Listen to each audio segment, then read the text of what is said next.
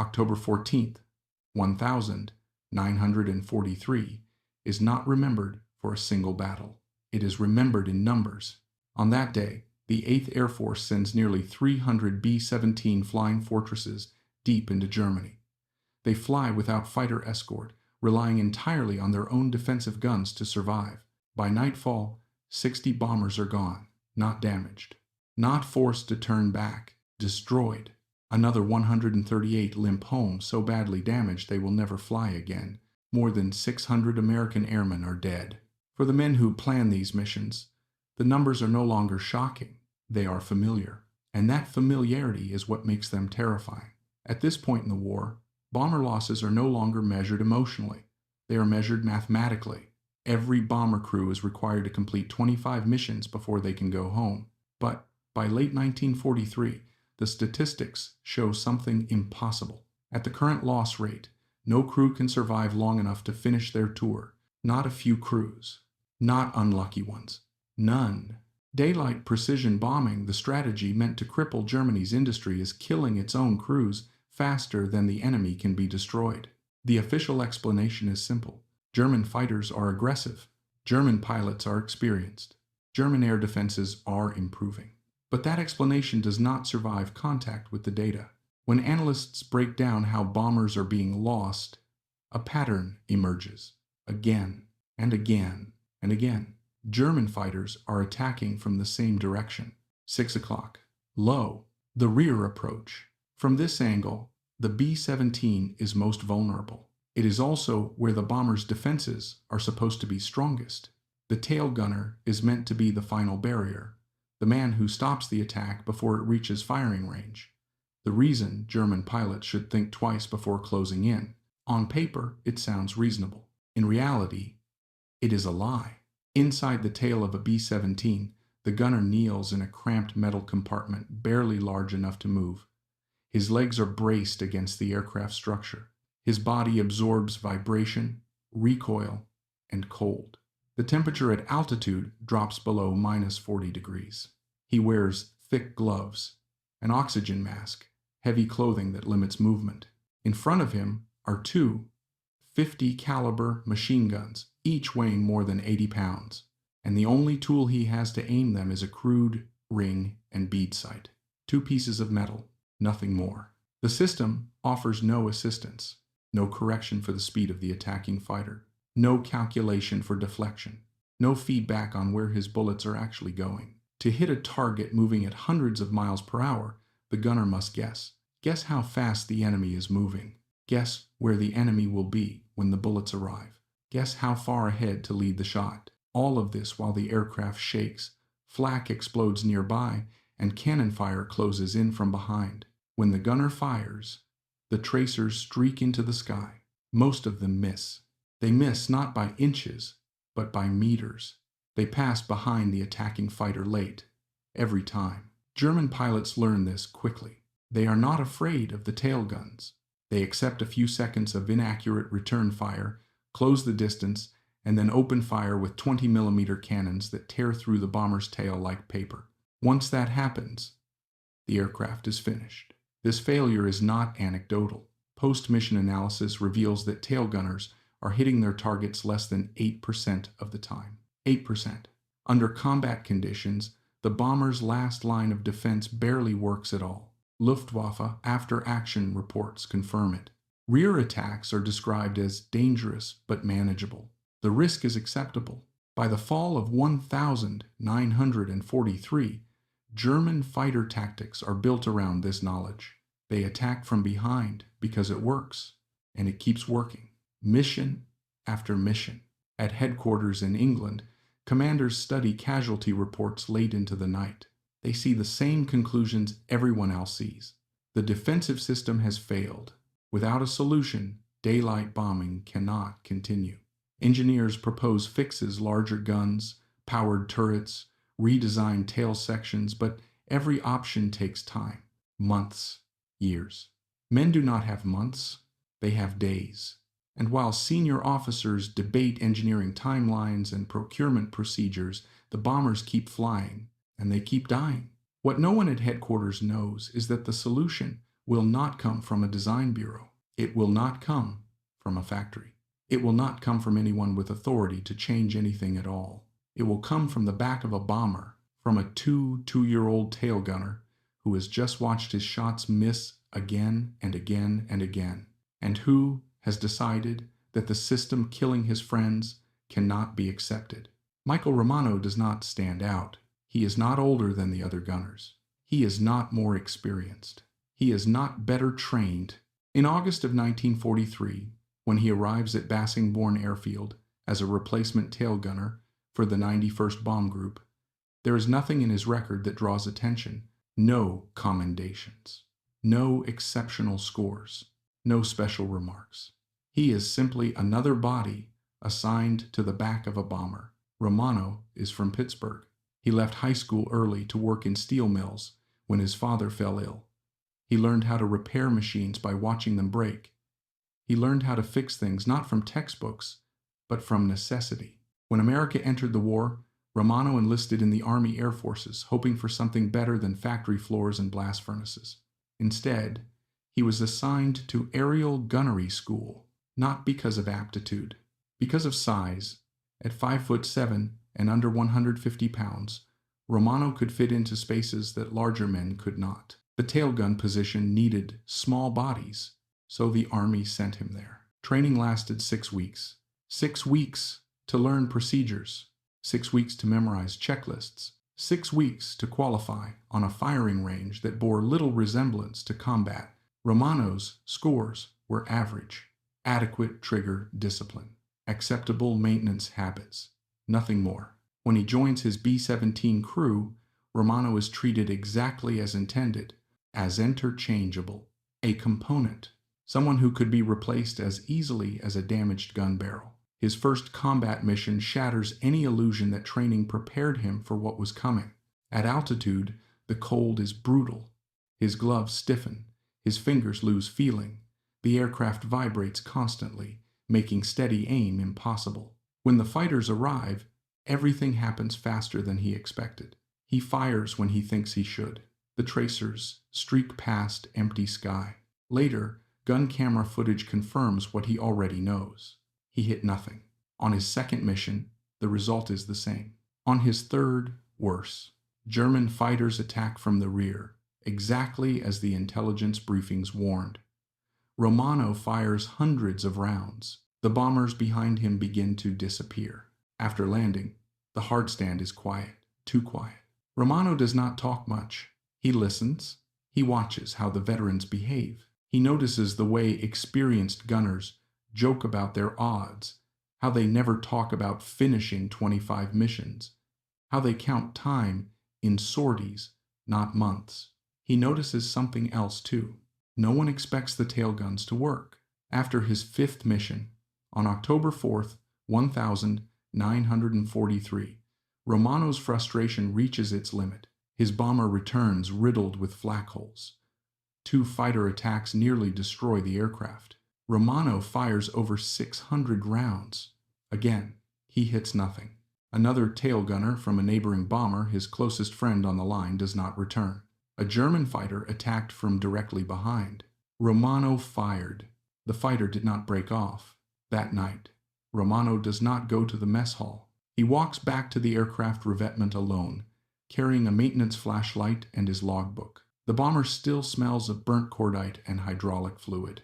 He climbs into the tail section and kneels where he always kneels. And for the first time, he does not think about the enemy. He studies the guns. Romano realizes something no training manual ever mentioned. The problem is not courage. It is not discipline. It is not even reaction time.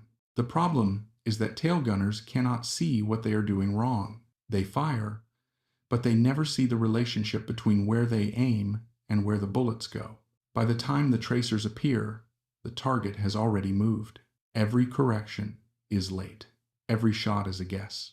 Romano is not thinking about innovation. He is thinking about survival. He knows one thing with certainty. If nothing changes, he will die. Not eventually. Soon. He flips on his flashlight and studies the curved plexiglass window behind him. In its surface, he sees distorted reflections of the tail, the sky, the guns. It is not clear, but it is information. And for the first time, Romano understands what has been missing. Feedback. He opens his logbook, and he begins to draw. Michael Romano does not have a breakthrough moment. There is no flash of inspiration, no sudden certainty. There is only exhaustion and a quiet refusal to accept what everyone else already has. Kneeling in the tail section, Romano studies the space around him, the guns, the mounts, the narrow arc of fire, the small plexiglass window curved just enough to distort everything behind the aircraft. This is where he spends every mission. This is where men die. The more he looks, the clearer the problem becomes. The tail gunner is blind, not literally but functionally. Romano can see the enemy aircraft. He can see the guns, but he cannot see the relationship between the two. He has no way to tell where his bullets are actually going until it is already too late. By the time the tracers appear in his field of view, the fighter has moved. Every correction is delayed. Every burst is a guess. Romano understands something the training manuals never admit. Aiming from the tail is not about precision. It is about timing, and timing requires feedback. He notices his reflection again in the curved plexiglass. It is distorted, imperfect, but it shows something important. From that angle, he can see parts of the sky and tail assembly that his iron sights never allow him to track directly. Romano turns his head slightly. The reflection shifts.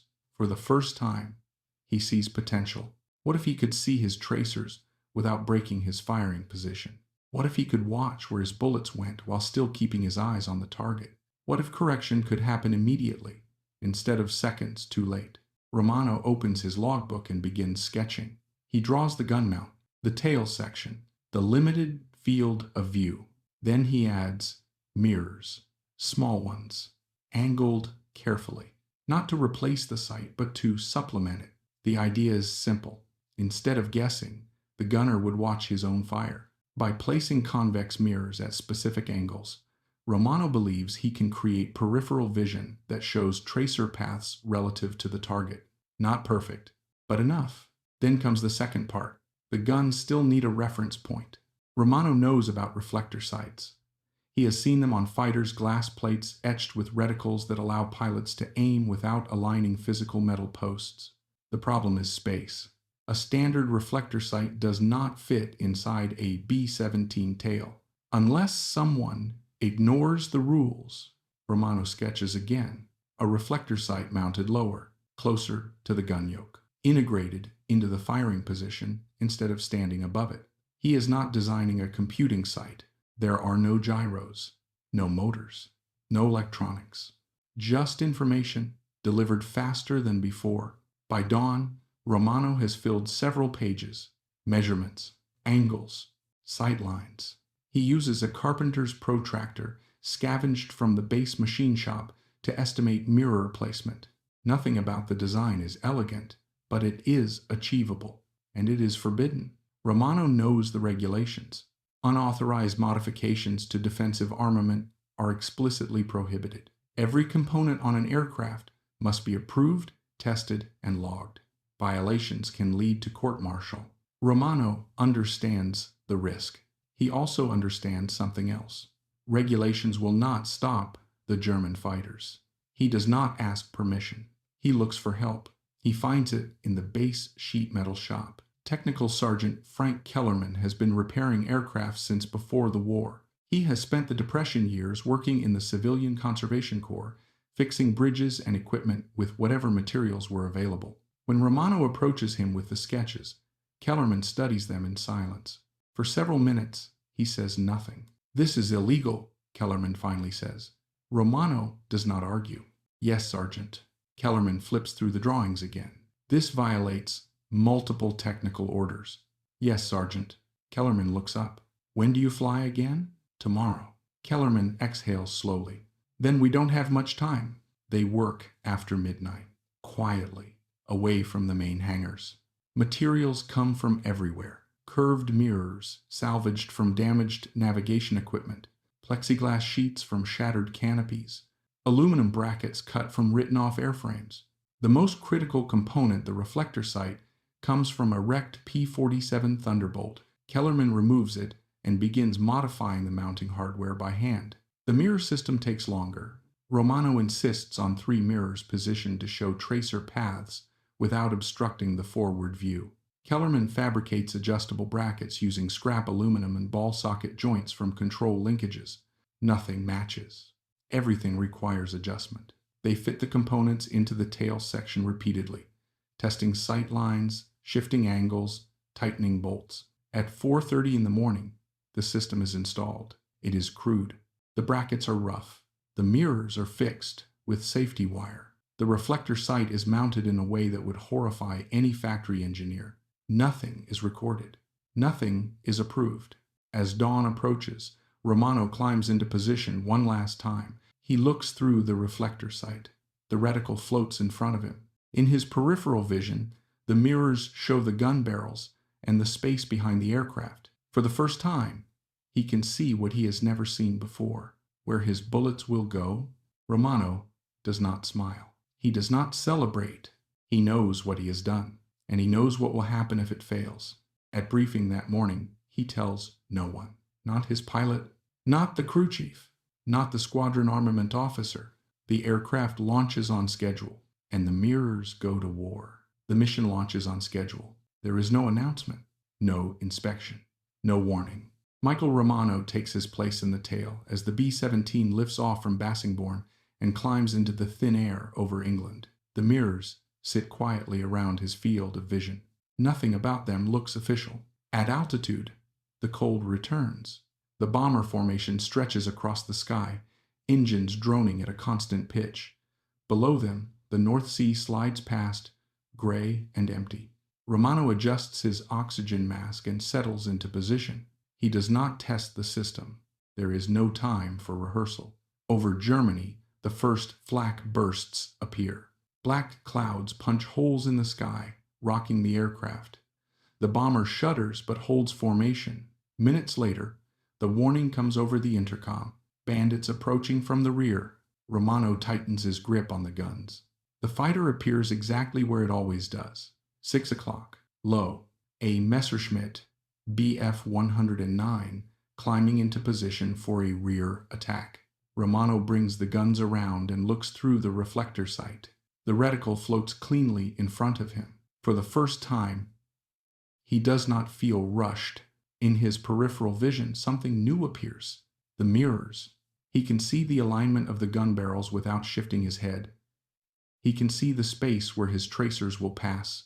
The fighter closes in. Romano fires a short burst. The tracers streak past the target. But this time, Romano sees why. They are behind. Instantly. Not seconds later. Now, he adjusts. Not guessing. Not hoping. He leads the fighter by the width of the reticle and fires again. The tracers converge.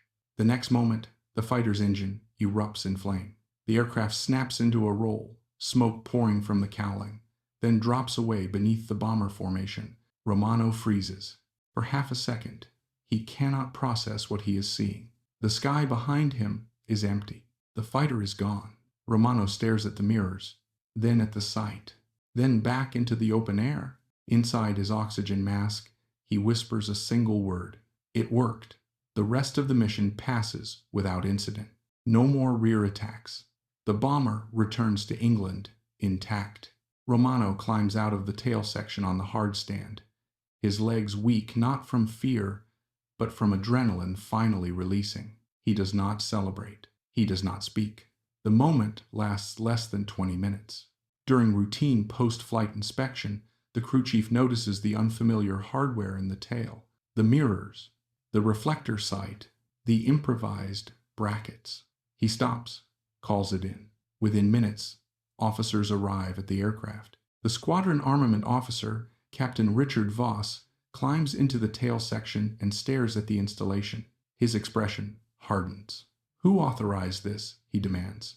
Romano steps forward and stands at attention. "I installed it, sir." Voss looks at him sharply. "You did what?" "I installed an improved sighting system." Voss's voice rises. "Do you have any idea what regulations you violated?" "Unauthorized modifications." Unapproved components. Structural risk. Fire hazards. Romano listens without interrupting. Remove it immediately, Voss orders, or I will recommend court-martial for destruction of government property. Romano does not argue. Sir, he says calmly, the system works. Voss explodes. I don't care if you shot down the entire Luftwaffe, he snaps. That equipment is not approved. It is not Boeing standard. It is not Army Air Force's issue. Romano says nothing. The mirrors are ordered removed. Word spreads across the 91st Bomb Group within hours. By evening, every tail gunner on base knows what happened. The reactions split sharply. Veteran gunners crowd around Romano, asking questions. How wide is the field of view? How stable are the mirrors at speed? Can you see tracer drift clearly? For the first time, tail gunners are not joking about their odds. They are asking how to survive. The engineering staff reacts differently. They see risk, precedent, loss of control. If one enlisted man modifies his weapon, what stops others from doing the same? On October 11th, an emergency meeting is called. 14 officers pack into a briefing room. The tone is hostile. This cannot be allowed, Captain Theodore Morrison, Assistant Armament Officer, insists. We cannot have enlisted personnel re-engineering combat systems based on personal judgment. One officer interrupts. He shot down a fighter. One engagement proves nothing, Morrison snaps. Major William Calhoun, Operations Officer, stands. Our tail gunners are hitting 8%, he says. If this system improves that even slightly is not data, Morrison cuts in. Then collect data, Calhoun fires back. The argument escalates. Safety versus survival. Procedure versus casualties. No one agrees. The dispute reaches Colonel Stanley Ray, commanding officer of the 91st Bomb Group. Ray listens without interrupting for over an hour. Finally, he speaks. How many bombers did we lose last week? No one answers. Captain Morrison, Ray says quietly, I asked you a question. 17, sir. And how many confirmed fighter kills by tail gunners? 3, sir. Ray nods slowly. 17 bombers. Hundreds of men. 3 kills. Ray looks at Romano. Sergeant, your modification stays on your aircraft. Morrison protests. Ray raises a hand. You will fly the next 3 missions with gun cameras recording every engagement. Ray continues. If your hit rate improves measurably, we authorize installation across the group. He pauses. If it does not, the equipment comes off and you will answer for the violation. Romano salutes. Yes, sir. The meeting ends. The mirrors remain in place, and the Air Force waits for proof. The test begins the next morning. No announcements, no ceremonies, no confidence, only orders. Michael Romano will fly 3 consecutive missions with the unauthorized sighting system still installed. Gun cameras will record every engagement, every burst, every miss. The result will decide everything. October 12th, 1943. The 8th Air Force dispatches over 200 B-17 seconds towards submarine construction facilities along the German coast. Luftwaffe interceptors scramble almost immediately. This is not a controlled test. This is combat. At altitude, Romano settles into the tail position. The mirrors are unchanged.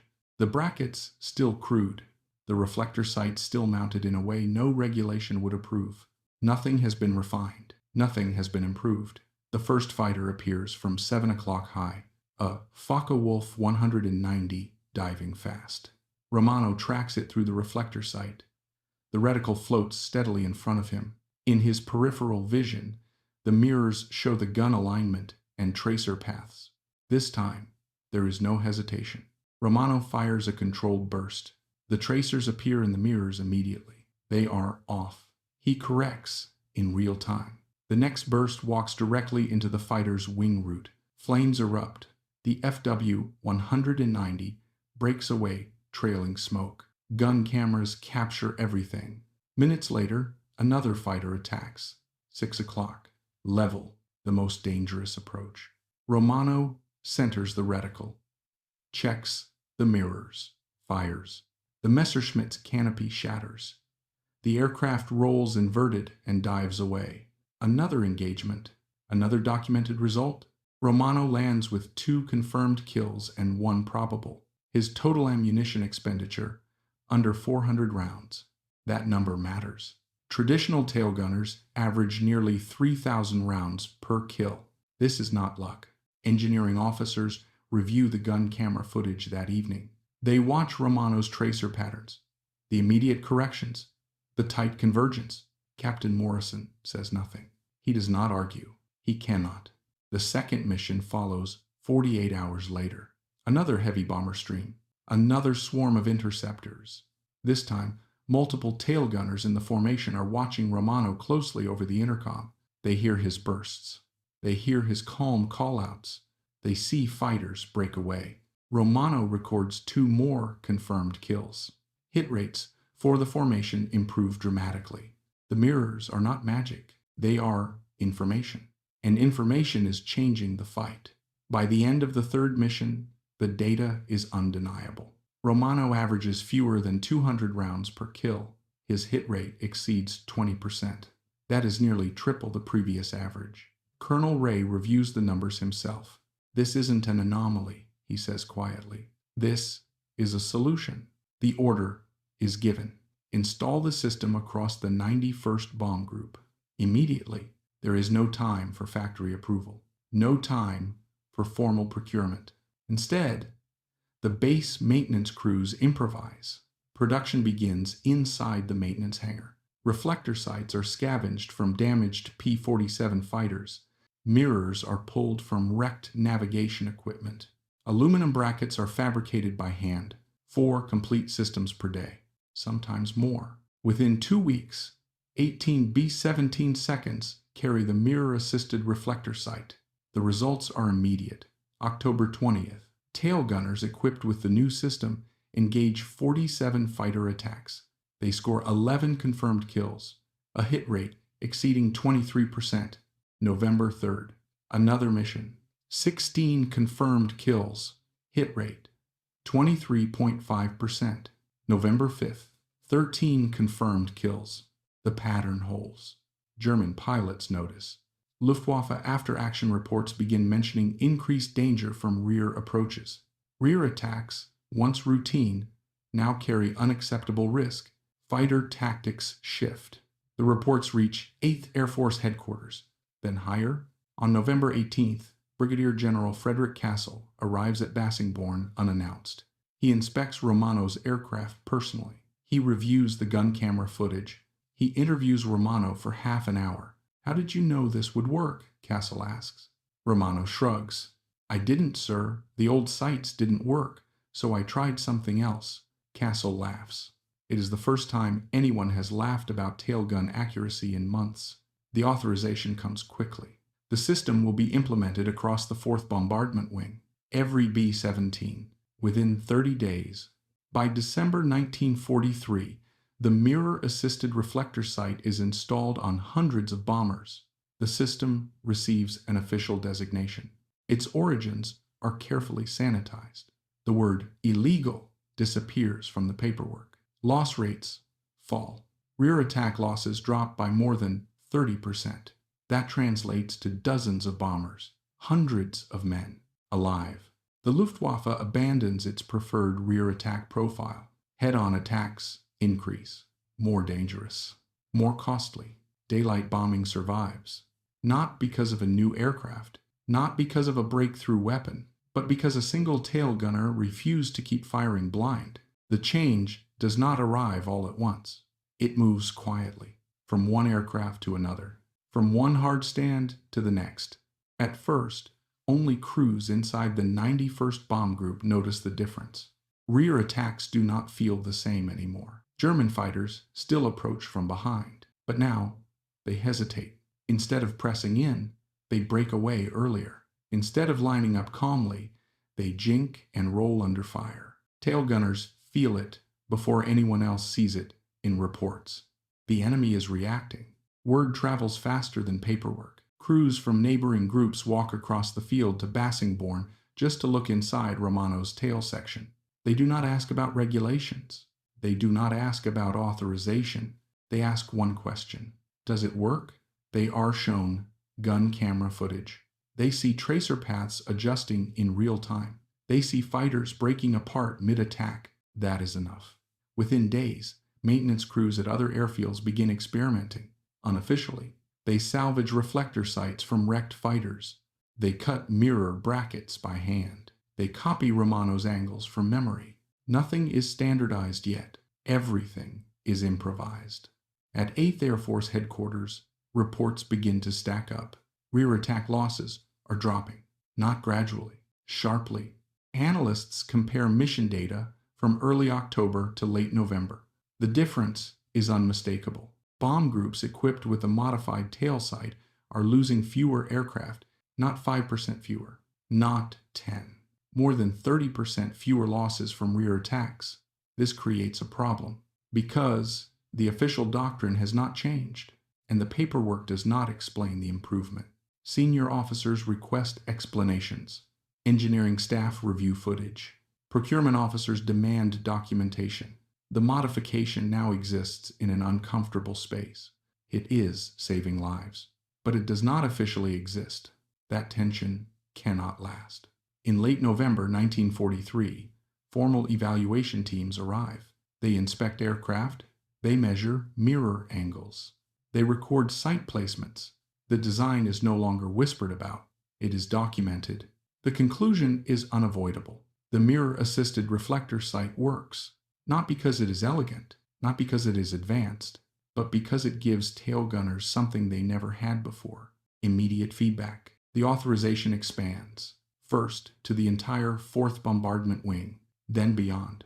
Other wings request installation authority. The Air Force does not advertise the change. It simply allows it to spread.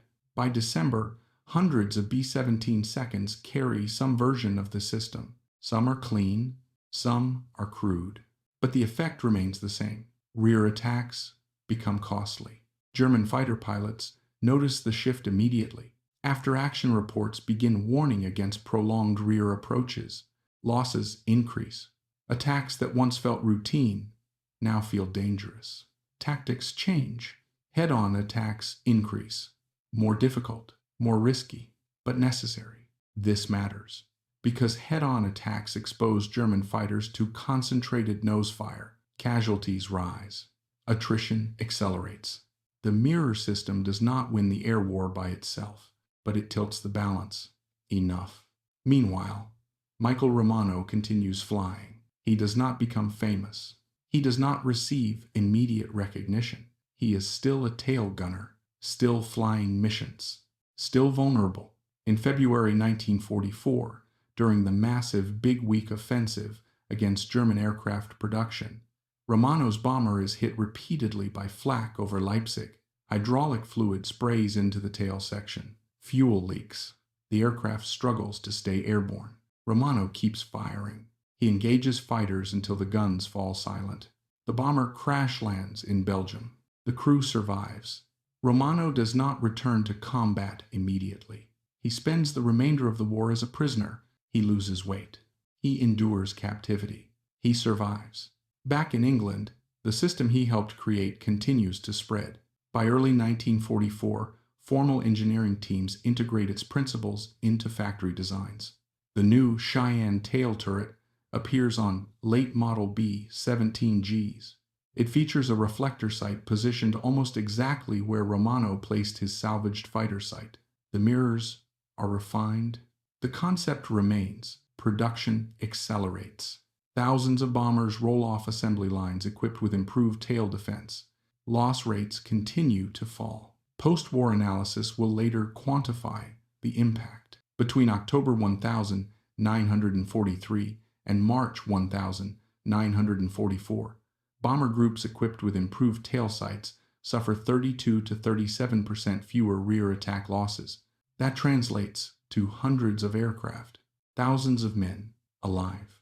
The Air Force does not frame this as rebellion. It frames it as evolution. The paperwork is rewritten. The origin story is simplified. Michael Romano returns home in May 1945. He weighs less than when he enlisted. He carries no public recognition of what he started. He receives the Distinguished Flying Cross. The citation praises courage and achievement. It does not mention illegal modifications. Romano does not correct the record. He does not seek interviews. He does not tour factories. When asked later, he offers a simple explanation. I just made what I needed to survive. But survival was never just personal, because once the mirrors spread, men who should not have come back did. Crews who should have died finished their tours. Families were not notified.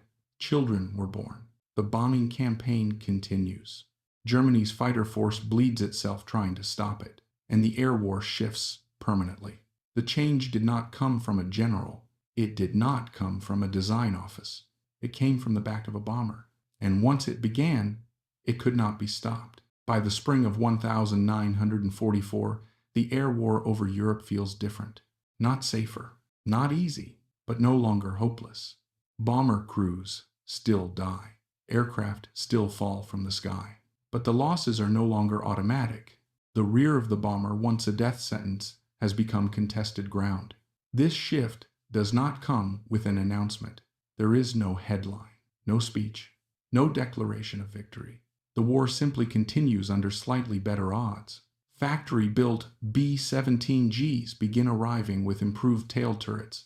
The Cheyenne modification incorporates a reflector sight positioned almost exactly where Romano placed his salvaged P-47 unit months earlier. The mirrors are cleaner. The brackets standardized.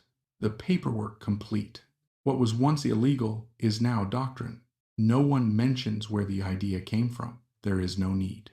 The Air Force does not reward unauthorized solutions. It absorbs them. Michael Romano does not see most of this.